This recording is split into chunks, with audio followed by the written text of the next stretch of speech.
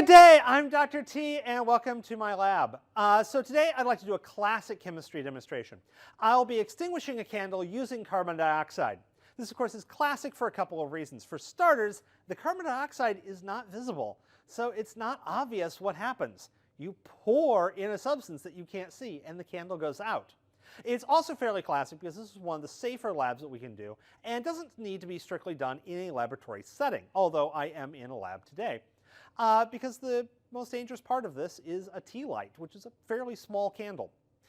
So setting up the experiment.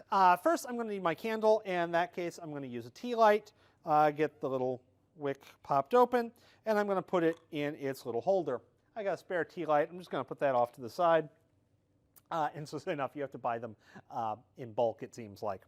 Okay, so this is going to be my candle. I'm going to wait a little bit to light this guy up. You will also notice that I have off to the side my GoPro filming this as well for a close-up view that I will be cutting back and forth to frequently. Okay, so now in the second part, I'm going to need to generate my carbon dioxide. So in this case, I've got myself a beaker. Honestly, a glass works for this one as well. Plastic cup is fairly popular for this guy. Any kind of sealed container. And in this case, I'm going to then add some carbonate salt in here. Now, the key part of this guy is going to be the carbonate, the CO3 2-. And it doesn't really matter how much I put in. I just need, a pile. Typically speaking, you don't want to be too stingy with this guy. Now, probably the easiest and honestly the best choice to use would be sodium bicarbonate or baking soda. This is going to have a lot of carbonate and not too much in terms of mass of the counter ions. It's going to have one sodium and a hydrogen, although the hydrogen isn't technically a cation in this case. It's covalently bound to the carbonate. The reason we're going to want this is we really want the carbonate, but you can't just have an ion. Ionic compounds, each part has charge, so you're going to have the cation, which in this case is a sodium, and the anion, which in this case is the bicarbonate, which is the carbonate hooked onto a hydrogen. Now, I can't have just the anion, even though that's what I want. That's because it's got a negative charge, and if I had just that, I would have a quantity of negative charge. Nature does not particularly like separation of charges. Charges attract, and, well, that's actually the origin of lightning and capacitors. So in chemistry, we're not going to have a bunch of negative charge all separated from a bunch of positive charge. That's not going to work well. So we always need what we call a counter ion, and that is simply an ion that's got the opposite charge to balance out the ion that we have. In this case, we're using sodium. Because we're only using one sodium, and because sodium is relatively light, this means that the ratio of sodium to carbonate is going to be fairly high in sodium bicarbonate. Now, it doesn't actually need to be sodium. The sodium isn't doing much. In the reaction, we're actually going to refer to sodium potentially as a spectator ion, because it spectates, it simply watches. If we wished, we could instead use sodium carbonate, which is Na2CO3, otherwise known as washing soda. It's going to have more sodium. The hydrogen is smaller than the sodium. So that means we're going to have a little bit more weight for the sodium carbonate.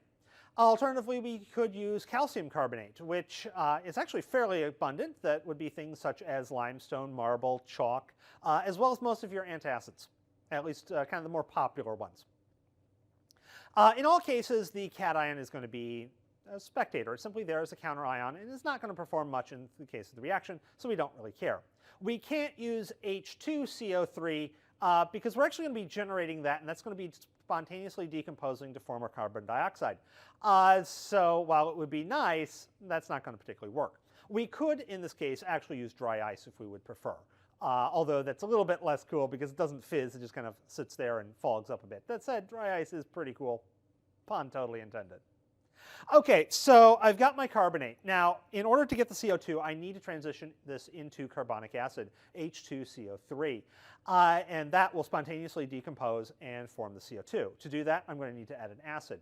The acid in this case, once again, doesn't actually matter what acid I put in there, so I'm going to want to use something that's relatively safe and relatively easy to acquire. I'm going to use hydrochloric acid today. For the home market, vinegar is probably going to be your best bet. It's going to be very readily available. Just pick that up in your grocery store. And the safety of the two are going to be pretty much on par. Concentration of the acid matters heavily. I'm using 1 molar hydrochloric acid, which is only slightly more concentrated than that of vinegar. But before I do that, I want to get my candle lit.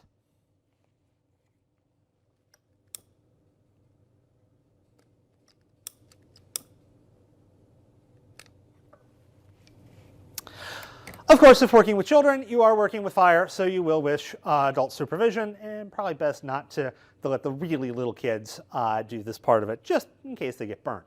That said, the candle is the most dangerous part of this experiment, so there is a reason it's beloved. Okay, so in this case, I've got my candle lit. It's going nicely. I'm going to go ahead and generate some carbon dioxide.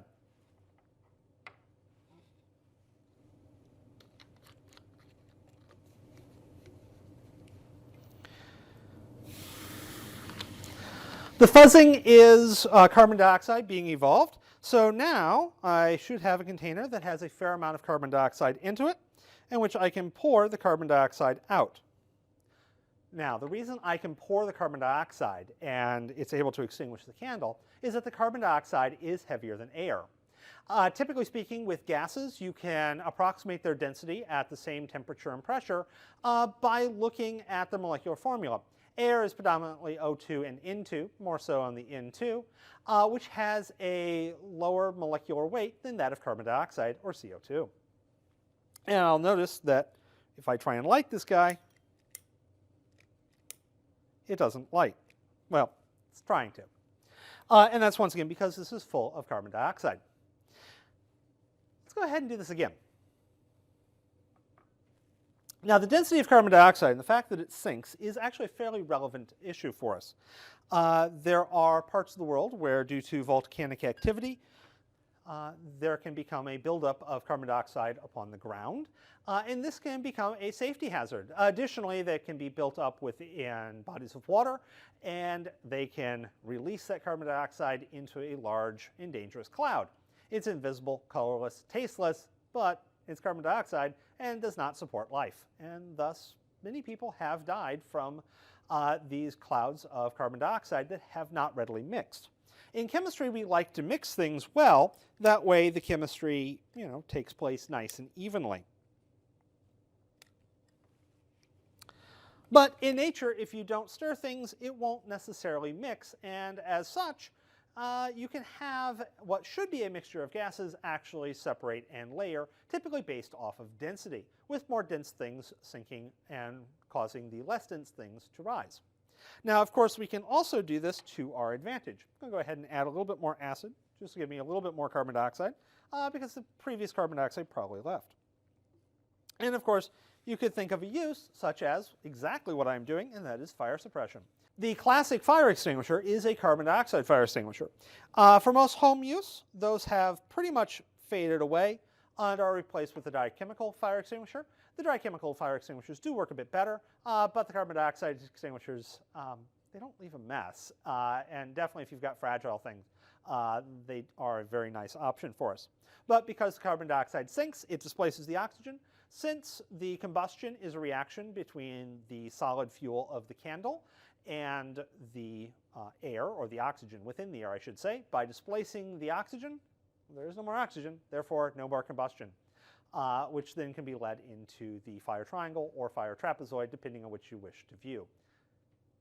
So with that said, this is definitely one that I encourage you to do at home. Obviously, adult supervision is needed because of the candle, but the reagents are readily available, low cost, and all quite benign, with the partial exception of the candle itself.